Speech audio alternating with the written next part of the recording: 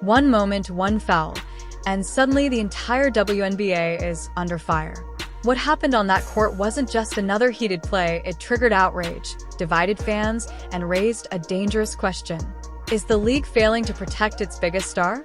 And when Sophie Cunningham stepped in, did she cross the line or expose a much bigger problem?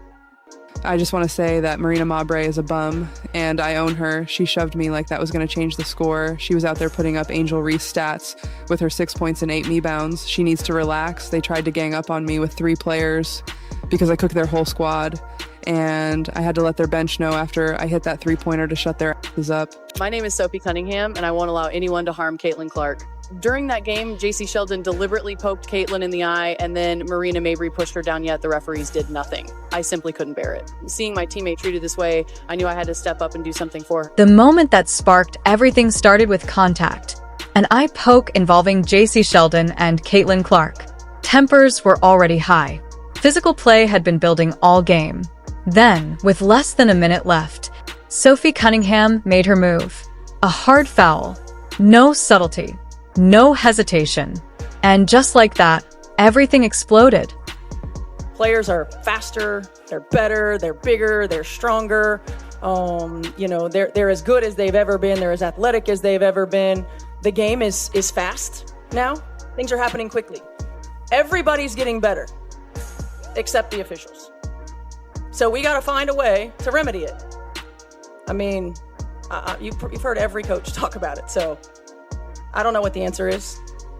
What did you make of Sophie Cunningham's flagrant foul on JC towards the end? It was a flagrant foul. You think it's like defending the team, or how do you view just how it goes? I view it as a flagrant foul. That's about the game too. Yeah, well, I mean, that you guys came for basketball. Yeah, Let's talk about basketball. Yeah. Come on now. The referees didn't hesitate. Cunningham ejected, along with multiple players as tensions boiled over. But this wasn't just about a foul anymore.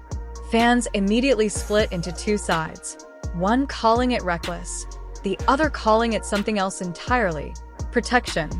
As Caitlin's teammate, I couldn't sit idly by. I decided to take a stand. In my own way, I made JC Sheldon understand that anyone who hurts Caitlin would face consequences. This wasn't just a foul, it was a warning to everyone. Although I was ejected from the game, I earned the respect of the fans. People thought I did what others were afraid to do, standing up for Caitlin, even at the cost of myself. This makes me furious. The WNBA's rules and biases clearly enable this violent behavior, ignoring players' dignity and safety. The atmosphere of that game grew increasingly tense until I couldn't stand by anymore. It's amazing, just to see that how many people just love her in this city. She made her mark here, and it's just incredible to see all the fans and how much she's just put into work, and then the impact she's had on this city is just amazing to see. When asked about the incident, Caitlin Clark kept it controlled. It was a flagrant foul. Short, direct. No escalation. But behind that calm response, many saw frustration. Because this wasn't the first time Clark had taken heavy contact. And it wasn't the first time fans questioned the officiating. I think it is. That's what Clark didn't like. That Mabry. Clark! Hammer! 3 steps. Headshot rejected by Izzy McMcGore! For 29 points, gets tripped up. Throughout her rookie season, Clark has been the center of attention. And increasingly the center of contact. Physical defense. Hard fouls. Aggressive matchups. Some call it part of the game.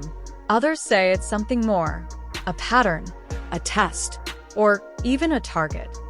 When you are good at basketball, you're pretty, and you got grit, those 3 things make you bad to the bone. And I think this is one of the new trends that's going on in the WNBA, in my personal opinion, is that not only will you be good at basketball, but you also, some of these women will look like women, right? And you still look like dudes. But now they look like beautiful women that are playing basketball. And one thing I like about Sophie is that she's tough. When we first played her, I just think she's had a lot of pressure on her shoulders, and I think a lot of people, no one's walked in her footsteps, and so it's really easy to judge and to say things, but at the end of the day, we all need to empower each other and be there for each other. I think she's done a lot, not only her, but that rookie class. They've brought a lot of attention to our league, and it's needed. Like, this is what we've always wanted, and so why would we not embrace them and make sure they're good? And so when we first played them, I was like, hey, keep doing your thing. Like, you're doing a great job. If you ever need anything, reach out. And then the All-Star game, we were just having fun. I mean, she was playing, I was having a good time on the sideline, and I kind of told her, I was like, hey, if you ever want to come to Phoenix, let me know. But that one kind of backfired on me. Now I'm here, which is great. Sophie Cunningham has built a reputation, not just as a scorer, but as an enforcer, a teammate who doesn't back down. And in that moment, she made a decision: step in or stay silent. She chose to step in, and that decision changed everything. All right, you guys, we need to talk. I just finished the Indiana Fever versus Connecticut Sun game. That was a wild one. That was so unexpected. Everything got spicy. Everything got negative. So yesterday, the Indiana Fever played the Connecticut Sun. It was a basketball game, but the basketball of it got way overshadowed by other elements. Within minutes, social media exploded. Hashtags started trending. Debates turned heated. Some fans praised Cunningham, calling her the only one willing to stand up. Others criticized the play as dangerous and unnecessary. And suddenly, the conversation shifted from one foul to the future of the league itself. Technical foul on Caitlin Clark, a technical foul on Tina Charles, and a technical foul on Marina Mabry. Wow, is Mabry going to stay in this game? Hi, I'm Caitlin Clark, guard for the Indiana Fever. Gets bumped, will take, and hit from three.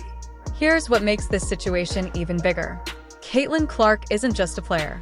She's driving record-breaking attention, ticket sales, and viewership. When she plays, people watch. When she doesn't, numbers drop. That reality puts the WNBA in a difficult position. How do you maintain competitive intensity while also protecting your most valuable star? I think it is. That's what Clark didn't like. As you guys can see here, JC Sheldon is guarding Caitlin Clark. She swipes her in the eyeball. Caitlin Clark nudges her off because JC stays in her face. And then Tina Charles runs over and is kind of wagging her finger in Caitlin Clark's face. And then Marina Mabry comes out of nowhere and chucks her to the floor. Now let's watch this in slow motion. Here, JC Sheldon is guarding Caitlin, swipes her in the face. There's one. Going for the ball, swipes her in the eyeball. Caitlin's gonna have to start wearing goggles. And then Caitlin pushes her off of her, like, why are you still in my face? Marina Mabry, bat out of hell, chucks Caitlin Clark to the ground. This isn't happening in a vacuum. The spotlight on Clark has been intense since her college rivalry with Angel Reese, a rivalry that helped elevate women's basketball to new heights. That competitive energy has followed her into the WNBA, but now the stakes are higher, and every moment is magnified.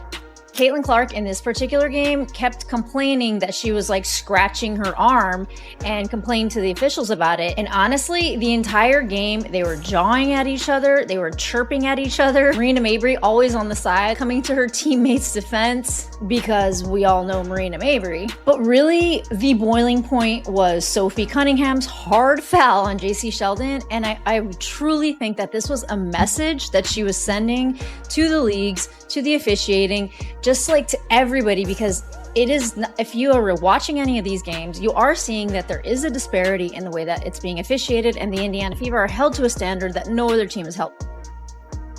Sheldon goes coast to coast, and here's we got another. So, what really happened here? Was Sophie Cunningham out of line? Or did she expose something the league doesn't want to admit? Because if players feel they have to protect their own, what does that say about the system? And more importantly, what happens next? Trash talk had been happening everywhere. Technicals, flagrants, all this stuff had been happening. And as JC Sheldon was running down the court for a fast break layup, Sophie Cunningham grabs her and hard fouls her. I think this was Sophie. This was the last 46 seconds of the game. They were up by a lot. So I think it's a possibility that Sophie was trying to send a message to the league, to the officiating, to everybody that, listen, like, the Indiana Fever have had enough.